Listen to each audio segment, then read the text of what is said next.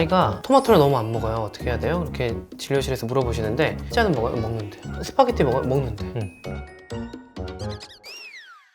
안녕하세요. 산성재TV의 미니아빠. 슈니아빠입니다. 오늘은 정말 오랜만에 편식 영상으로 정말 찾아왔습니다. 정말 네. 많이 밀린 것들이 있어요. 그래서 네. 오늘 숙제하는 마음으로 오늘 영상 준비했습니다. 저희가 지난번에 올려드렸던 게 이제 고기 편식하고 생선 편식 올려드렸거든요. 근데 사실 어떻게 보면 가장 많은 분들이 고민하시는 편식의 주제는 채소잖아요. 맞아요. 저도 지금도 이제 계속 고민하고 네. 쳐나가고 있는 문제입니다. 네. 그래서 이 채소 편식을 하는 아이들 어떻게 하면 좋을까?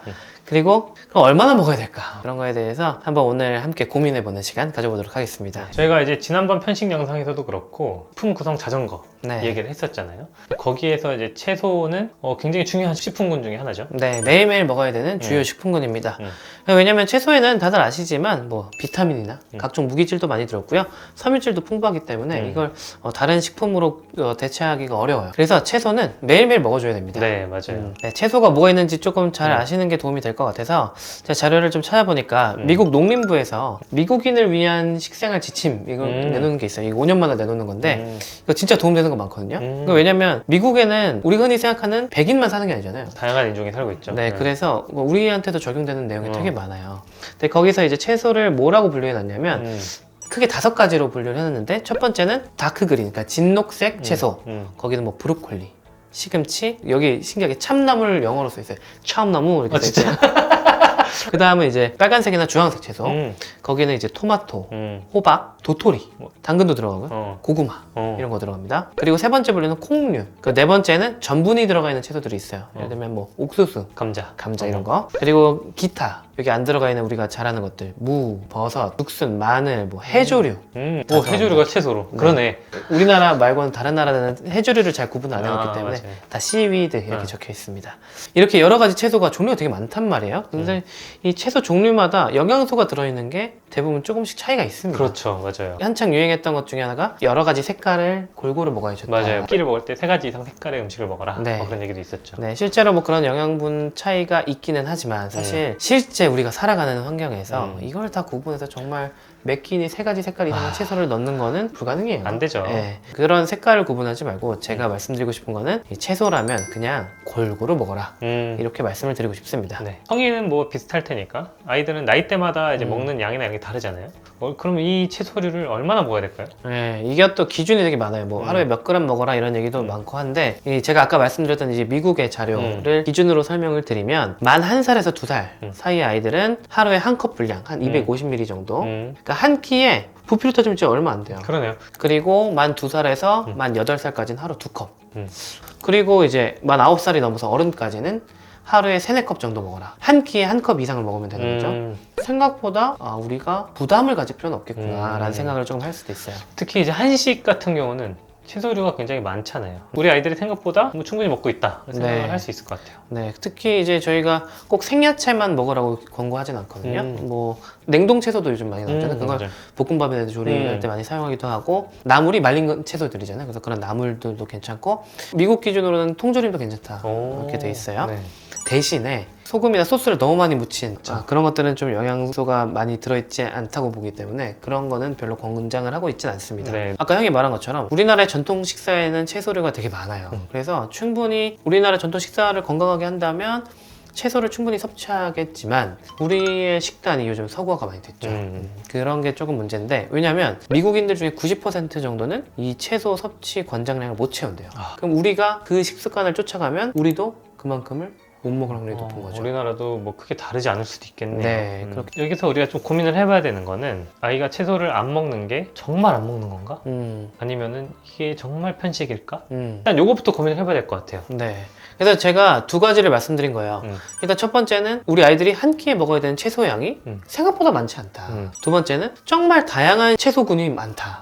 근데 우리가 그거를 다 모든 뭐 진녹색 하나, 뭐 빨간색 하나 이렇게 먹을 게 아니라 그냥 전체 식품군으로 본다면 몇 가지 채소는 얘가 싫어하는데 나머지를 잘 먹는다? 이렇게 생각하면 생각보다 채소를 섭취하고 있구나 우리 아이가 이렇게 생각할 수도 있어요. 예를 들어서 뭐 콩나물 안 먹고 뭐 브로콜리 안 먹고 하지만 콩 잘 먹고 배추 잘 먹고 당근 잘 먹는다. 뭐. 그러면은 오케이. 오케이. 일단 잘 먹는 거를 주세요. 음. 라고 말씀드릴 수 있는 거고, 채소라면 진짜 입에도 안 됩니다. 모든 종류 안 됩니다. 라고 하면 우리가 정말 문제 있다. 라고 이야기를 드립니다. 그러면 이제 이렇게 안 먹으면 무슨 문제가 생길 수 있어요? 채소가 우리 몸에 공급해주는 소중한 영양소들을 못 받잖아요. 그러니까 대표적인 게 섬유질. 이 섬유질은 중요하지. 정확히 말하면 우리 몸에 흡수되는 건 아니기 때문에 섬유질 때문에 피 속에 영양분이 올라간다는 건 아니지만 이게 섬유질이 해주는 역할이 있잖아요. 이게 몸에 흡수가 안 되니까 변을 좀 더 건강하게 만들어주고 지방의 흡수를 조금 조절해주고 이런 역할을 하고 있는데, 채소를 안 먹으면 그런 섬유질이 부족해지기 때문에 변비가 생기기도 하고, 아니 오히려 이제 위장관에 염증이 좀 잘 생긴다 그래요. 예를 들면 게실염이나 맹장염도 섬유질이 많이 부족하면 생길 수도 있다고 되어 있습니다. 네. 그리고 채소 안에는 비타민이 되게 많이 들어있어요. 그렇죠. 비타민 A가 모자라면 뭐 야맹증이라든지 아니면 성장장애도 생길 수 있다고 되어 있고요. 비타민 B가 모자라면 보통 신경에 많이 작용하거든요. 그래서 신경 증상이나 아니면 피로 막 이런, 아니면 오히려 과민해지고 뭐 이런 증상이 생길 수도 있고, 비타민 C가 모자라면 괴혈병 이런 게 생기잖아요. 그래서 여러 가지 비타민 결핍에 의한 문제도 생길 수가 있고요. 그리고 여러 가지 무기질들 아니면 미량 원소들 뭐 이렇게 그런 것들이 모자라면 결핍증이 좀 생길 수도 있습니다. 네.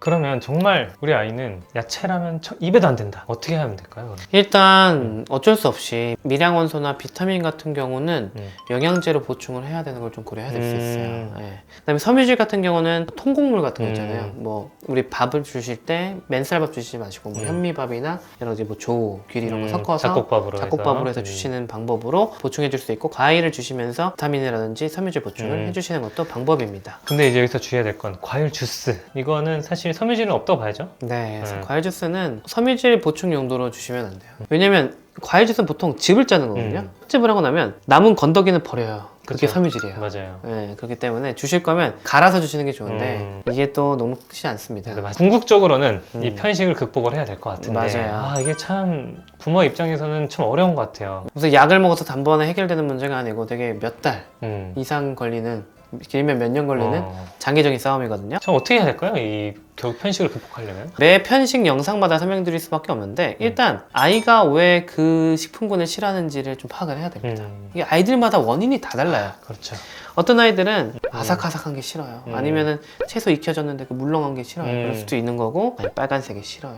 뭐 노란색이 싫어요. 아니면 아이들은 미래가 굉장히 어른들보다 많이 발달했기 때문에 채소에서 쓴맛을 되게 잘 느낍니다. 그럴 수 있겠다. 아니면은 채소 중에 너무 푹 익히면 냄새가 조금 역하게 느껴지는 게 있을 수도 있어요. 그래서 이런 어떤 냄새 때문에 안 먹는 건 아닌지 그런 것도 생각할 수 있고, 아니면 다른 재료와의 어떤 조화를 했을 때 좀 별로지 않나? 이런 느낌도 생각을 해봐야 돼요. 그래서 우리 아이가 도대체 이것 중에 뭘 싫어하는 걸까? 뭐에 예민한 걸까? 이거를 아이의 식습관을 좀 보고 여러 가지 재료들을 계속 주시다 보면 공통적으로 보이는 게 있습니다. 그래서 그 원인을 찾는 게 되게 중요해요. 미니 동생 같은 경우는 되게 시각적으로 예민한 아이여가지고 일단은 섞여 있는 걸 잘 안 먹었었어요. 밥이면 밥, 당근이면 당근, 고기 이렇게 따로따로 있어야지. 만약에 아무리 좋아하는 거라도 섞어 놓으면은 일단 보고 마음에 안 들면 안 먹어요. 그런 걸 이제 빨리 파악을 하고 그러면 이제 시각적으로 어떻게 좀 친근하게 다가갈 수 있을까, 이런 고민 되게 많이 했던 것 같아요. 이런 노력을 먼저 하셔야 됩니다. 이게 안 먹는 거에만 집중하면 답이 보이지 않아요. 안 먹는 거에만 집중을 하면 또 생기는 문제가 뭐냐면 강압적이게 돼요. 맞아요. 먹어. 너 안 먹어서 엄마 정말 속상해. 이런 얘기를 하게 되는데, 그런 강압적인 분위기를 조성하게 되면 편식하는 아이들에게 또 오히려 더 악영향이 미치기 때문에 편안한 분위기에서 이제 우리는 채소랑 친해져야 된다라는 마인드를 가지고 접근을 하셔야 됩니다. 그래서 이제 채소랑 친해지는 방법을 좀 말씀드려야 될 것 같은데, 제가 지난번 영상에서 말씀드렸던 게 푸드 브릿지라는 방법이 있다. 그래서 이번 영상에서 조금 더 자세하게 말씀드리겠다라고 얘기를 드렸어요. 이거는 일정한 단계를 따라서 아이가 특정한 식재료와 친해지도록 시도할 수 있는 방법이거든요. 일단 1단계는 먹는 거랑 상관없어요. 그냥 재료 자체랑 친해지는 거예요. 당근을 가지고 장난감처럼 놀게 하는 거예요. 뭐 마트에 가서 당근 그쵸. 뭐 만져보기도 하고 카트에 넣어봐. 이런 것부터 해가지고 사온 거 이제 직접 좀 씻어보고 놀아볼까? 그래서 뭐 이렇게 다양하게 잘라서 이거 만져봐. 촉감놀이처럼 해볼 수도 있고요. 아니면 조금 큰 아이들 같은 경우는 직접 손질을 시켜보는 방법도 있어요. 손질을 하고 절대 이 다음 단계를 욕심부리시면 안 됩니다. 아직 2단계로 넘어가야 이제 입에 조금 넣어보는 건데, 2번은 몰래 먹는 거예요. 예를 들면 카레 같은 걸 끓이는데 당근을 갈아서 섞어, 소스로. 평소에 좋아하던 음식. 네, 좋아하는 거에 섞어.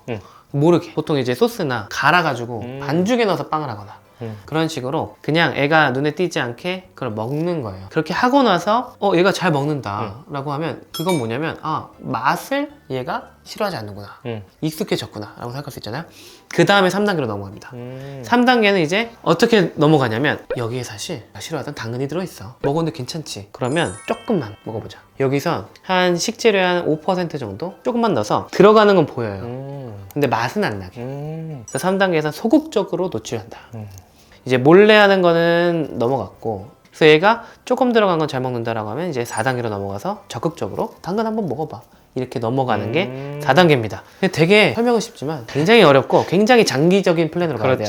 그래서 결국은 이제 2단계 3단계가 중요한 게 레시피 고민을 해야 된단 말이에요. 그렇죠. 네. 근데 여기서 조금 부담감을 덜어드리고 싶은 게 결국 다른 거랑 섞어야 되는 거잖아요. 근데 다른 음식에 들어간 채소를 먹는 경우가 더 많아요. 그렇죠. 예를 들면 뭐 찌개에도 여러 가지 채소가 들어있고, 그리고 뭐 햄버거에 토마토나 양상추 들어가고, 뭐 피자에도 여러 가지 들어가고. 안 그래도 우리는 채소를 알게 모르게 다른 음식을 통해서 먹고 있는 게 많아요. 이런 말씀 하시는 분들이 있어요. 아이가 토마토를 너무 안 먹어요, 어떻게 해야 돼요? 이렇게 진료실에서 물어보시는데, 피자는 먹어요? 먹는데. 스파게티 먹어요? 먹는데. 그러니까 아이는 토마토를 안 먹는 게 아니에요. 그래서 이 푸드브릿지 4단계 중에서는 2단계까지는 괜찮은 아이구나 라고 생각하면 우리가 안 먹는 아이에게 접근하기가 마음이 심리적으로 훨씬 더 편해집니다. 그렇죠. 다 큰 어른들, 성인들만 보더라도 모든 음식을 다 좋아하는 건 아니잖아요. 아이들도 다 마찬가지고 취향을 좀 존중해주고 대신에 영양적으로 부족한 게 없도록 도와주는 게 부모의 역할이지 않을까라는 생각을 합니다. 특히 성장기 아이들 같은 경우 밖에서 나쁜 거 많이 먹고 오잖아요. 근데 그래서 더더욱 이제 좋은 거 주시겠다고 막 몸에 좋은 거 막 주려고 하시는데 그런 것보다는 골고루 먹기에 좀 집중을 해야지 부모님들도 마음을 조금 더 놓으시고 우리 집안의 식사 문화를 건강하게 만들자, 그런 노력으로 편식을 접근하시면 좋겠습니다. 오늘도 저희 영상을 시청해주셔서 감사합니다. 감사합니다.